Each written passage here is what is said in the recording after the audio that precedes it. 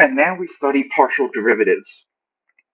So first we're going to look at a function of two variables, just like we did with limits, and then we can extend this into more than two variables. So we let f of xy be a function of two variables. Then f will have two partial derivatives, one with respect to x, which is denoted partial f partial x. So this little curly d-like symbol is known as the partial symbol, or simply as f sub x. And then another one with respect to y, which is denoted as partial f partial y, or f sub y. These are defined as follows.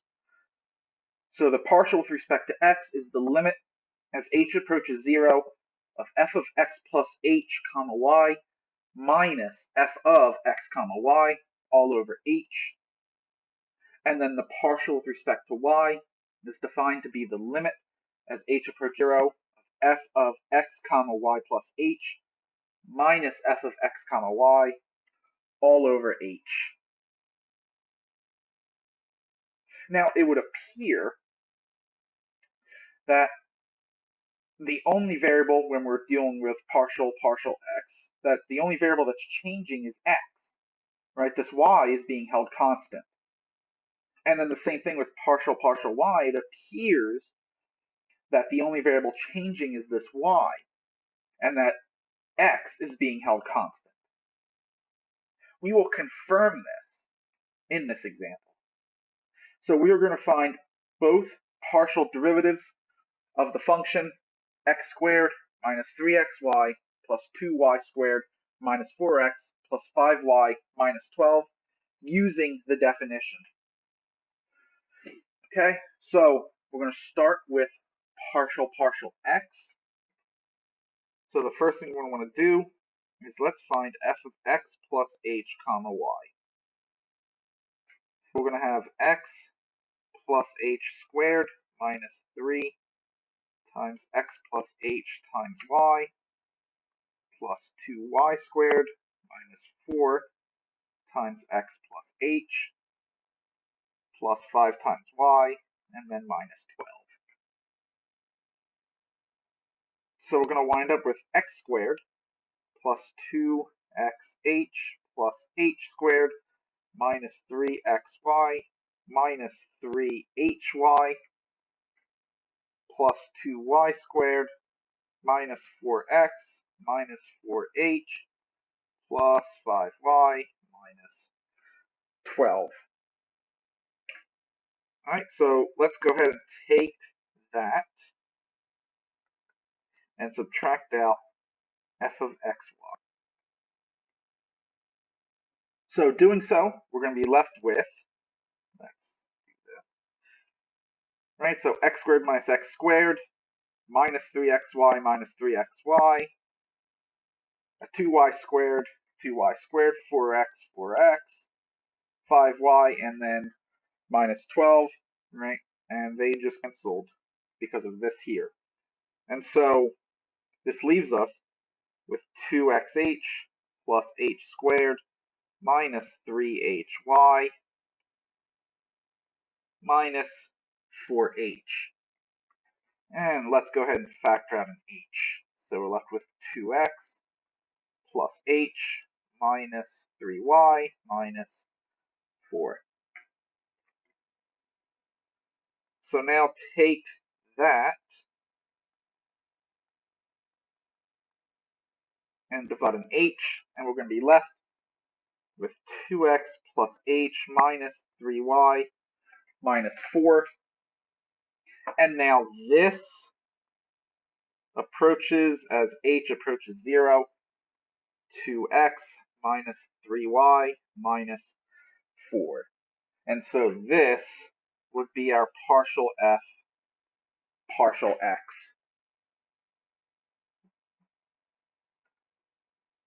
Now let's just examine real quick.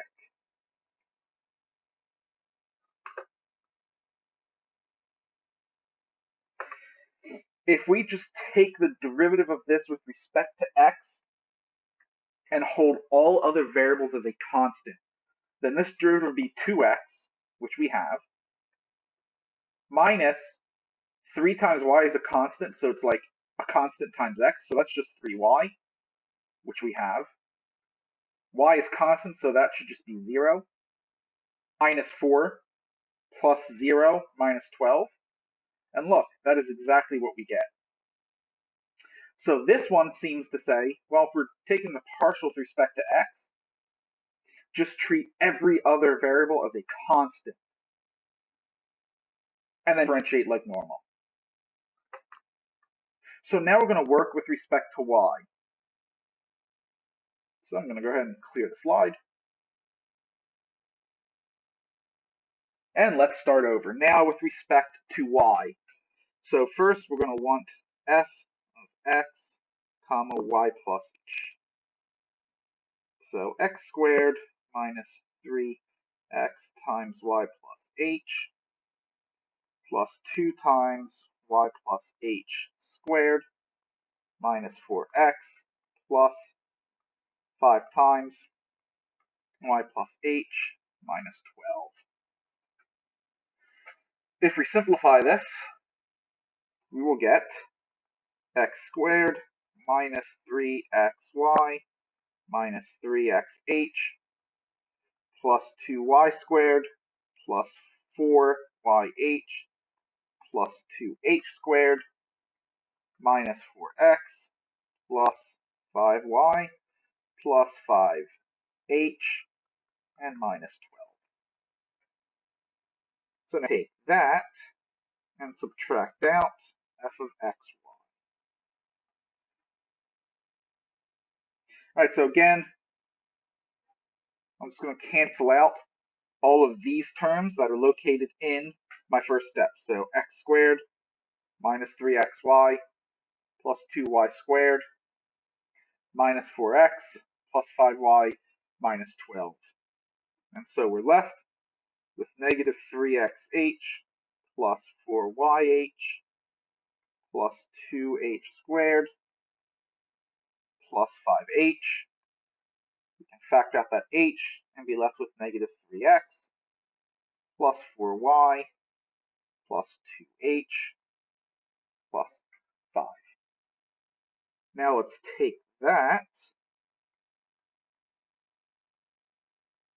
and divide out. And we're left with negative 3x plus 4y plus 2h plus 5. And now, as h tends to 0, this will tend to negative 3x plus 4y plus 5. And that is our partial f partial y. And just as we did before, let's quickly examine this. So if we were to take the derivative of this with respect to y and hold everything else as a constant, that would be 0 and negative 3x plus 4y. That would be 0 plus 5, and that would be 0. And look, that's exactly what we got. So in fact, what we're allowed to do is take the derivative using the calculus 1 techniques and hold all variables other than the one we are differentiating with respect to as a constant. Right? And an examination of the definition does indeed confirm this. So we're going to now use this concept to calculate the partial derivatives of this function g of xy, which is sine of x squared y minus 2x plus 4. And this time I'll use the other notion. So I'll use g sub x to represent the partial of g with respect to x. Right, so the derivative of sine is the cosine function. Right, so we're going to have cosine of x squared y minus 2x plus 4. And then we have to use chain rule. So we're now going to differentiate this with respect to x. And remember, everything else stays constant. So the y is treated as a constant, so derivative of x squared y would be 2xy. Derivative of negative 2x is just minus 2. And of course the derivative of 4 is 0. So we get 2xy minus 2 times the cosine of x squared y minus 2x plus 4. Now, with respect to y, again, we're going to have cosine of x squared y minus 2x plus 4, except now when we use chain rule, it's going to be with respect to y. So derivative of x squared y, remember x is a constant, so that's just x squared, minus 2x is 0, plus 4 is 0.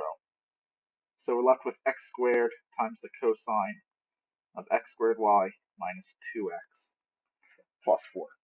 And that's it. That is how simple taking a partial derivative is.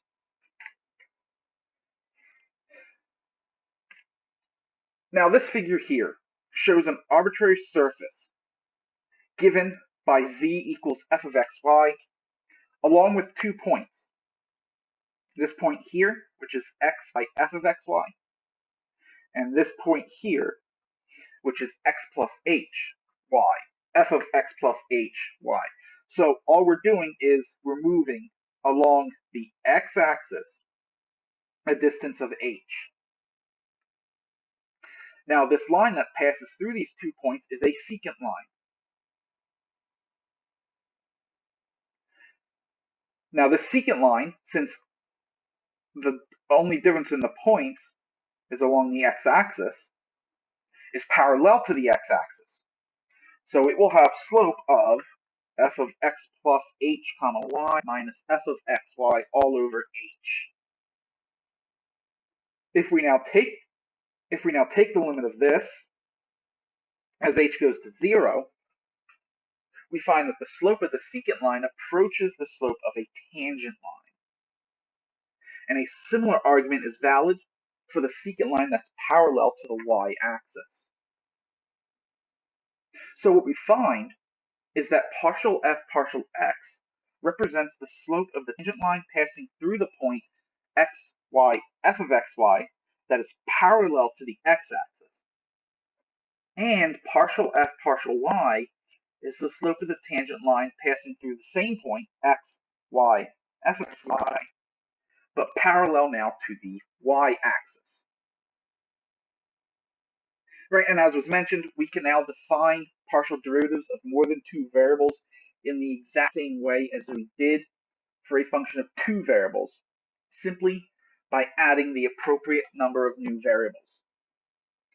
And so the calculation of partial derivatives of functions of more than 2 variables is done the same way. You take the derivative with respect to that variable and hold all other variables as constants. So to see this, let's go ahead and calculate the 3 partial derivatives of the 3-variate function. All right, so f of x, y, z is equal to x squared y minus 4xz plus y squared all over x minus 3yz. So start with f sub x. So the numerator has x's involved, the denominator has x's involved, so this is ultimately going to be a quotient rule. So it will be the denominator times the derivative of the numerator with respect to x. So we get 2xy minus 4z. Then minus the numerator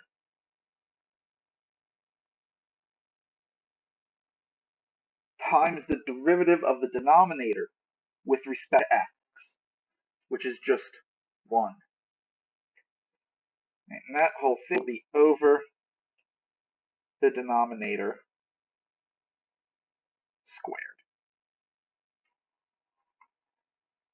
So we're going to have 2x squared y minus 4xz minus 6 x y squared z plus 12y squared z. I'm sorry, I'm out of room.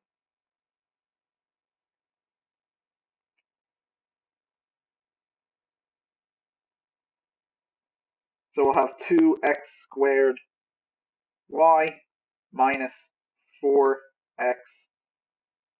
z minus 6x y squared z plus 12y z squared, and then minus x squared y plus 4x z plus y squared, and then still over the denominator of x minus 3yz quantity squared. Alright, so if now we combine like terms, we'll have x squared y minus 6x y squared z plus 12y z squared minus y squared all over x minus 3yz quantity squared. And this would be our partial derivative with respect to x. Right, so I'm going to clear this slide now. And now let's calculate the partial with respect to y. So again, we notice that the numerator is going to have a function, or has y's in it. The denominator also has y's in it. So once again, this is quotient rule. So denominator times the derivative of the numerator with respect to y. So x squared plus 2y minus the numerator x squared y minus 4xz plus y squared times the derivative of the denominator with respect to y, which is negative 3z, all over denominator squared. So expand this out, we'll have x cubed plus 2xy, then minus 3x squared yz minus,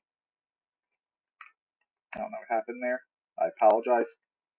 So where was I? Minus 3x squared yz minus 6y squared z minus 12x,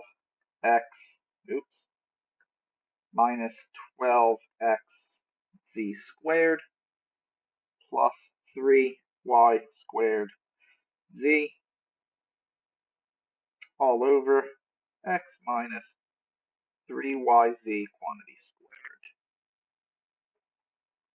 Combining like terms, we'll be left with x cubed plus 2xy minus 3y squared z minus 12x z squared, and then all over the x minus 3yz quantity squared. And now that is our partial with respect to y. So once again, I'm going to go ahead and clear the slide. And now let's calculate f sub z. Again, both numerator and denominator have z's, so this is going to be quotient rule. So denominator times the derivative of the numerator with respect to z. So we'll just have negative 4x minus the numerator times the derivative of the denominator with respect to z, which is just negative 3y, all over the denominator squared. So we'll have negative 4x squared plus 12xyz plus 3x squared y minus 12xyz plus 3y cubed all over x minus 3yz squared. And simplifying yields negative 4x squared plus 3x squared y squared plus 3y cubed all over this x minus 3yz squared. And now where did that 3y squared come from? Right here. So this here should have been a squared. My apologies. And so this is the derivative with respect to z.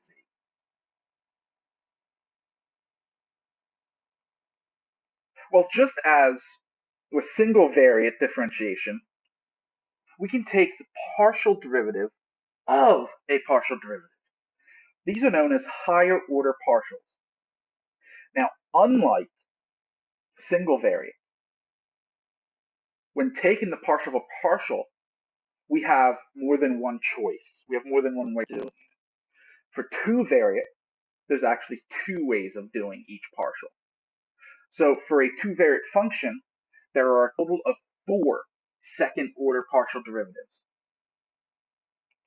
They are f sub xx,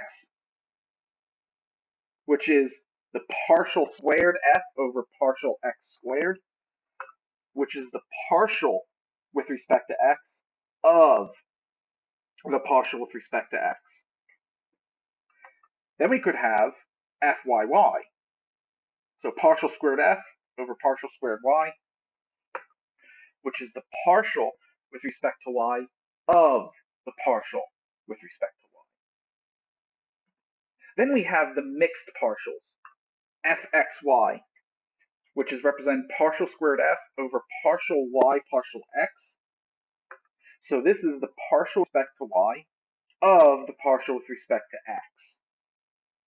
Then we have fyx, so partial squared f over partial x partial y, which is the partial with respect to x of the partial with respect to y. Now take notice, right, for this one, fxy, the order down here is in reverse, right? It says partial y, partial x.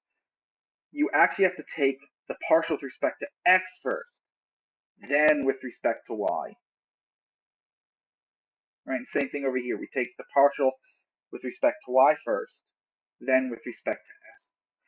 So when you're using this partial notation here, in the denominator, you read right to left to determine the order in which you take the partials. If in the subscript notation, then the order is the standard left to right. So let's calculate all 4 second partial derivatives of the function fxy equals xe to the negative 3y plus sine of 2x minus 5y. So the first thing we're going to need is f sub x. So that's going to be e to the minus 3y plus 2 cosine of 2x minus 5y. Then we need f sub y, which is negative 3x e to the negative 3y minus 5 cosine of 2x minus 5y. All right, so let's go down the x first. So take the partial of x and now differentiate again with respect to x. So this first term is 0, and we'll be left with negative 4 sine of 2x minus 5y. Now take the partial of x and differentiate with respect to y. We'll have negative 3e to the negative 3y plus 10 sine of 2x minus 5y. Now let's go down the path of f sub y, and let's take with respect to y again. So we have 9x e to the minus 3y minus 25 sine 2x minus 5y. Now, let's take the partial of y with respect to x. So we'll have negative 3e to the negative 3y plus 10 sine of 2x minus 5y. And now notice something. The two mixed partials are equal. Well, in fact, this will generally always be true. This one is Clairaut's theorem. And it says, suppose that f of xy is defined on an open disk D. If the functions f sub xy and f sub yx are both continuous on D, then f sub xy is equal to f sub yx. So this says that the order in which we take the partials does not matter. Now, this not only extends to functions of more than two variables, but also to higher order partial derivatives. So, for instance, the third partial derivatives or the fifth partial derivatives. So let's examine this. Let's calculate g zzwx for the four-variant function x cubed w squared z squared plus sine of xy over z squared. Now, since the order doesn't matter, it would be beneficial to do an order that makes it easier. Well, if you notice, this sine function does not depend on w. So if we differentiate it with respect to w, it goes to 0. So let's calculate g sub w first. We'll have 2x cubed w z squared. So this will imply.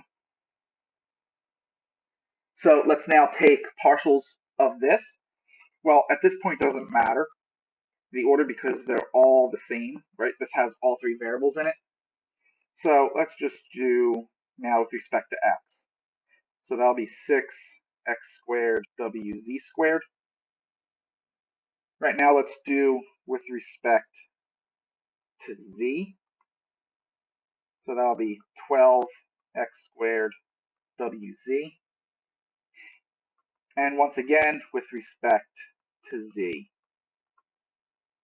So we'll have 12x squared w. Now, by Clairaut's theorem, the order in which we do the partials does not matter. So g c z w x is equal to this that we just calculated. And so our desired derivative is 12x squared w. And so that concludes our study of partial derivatives.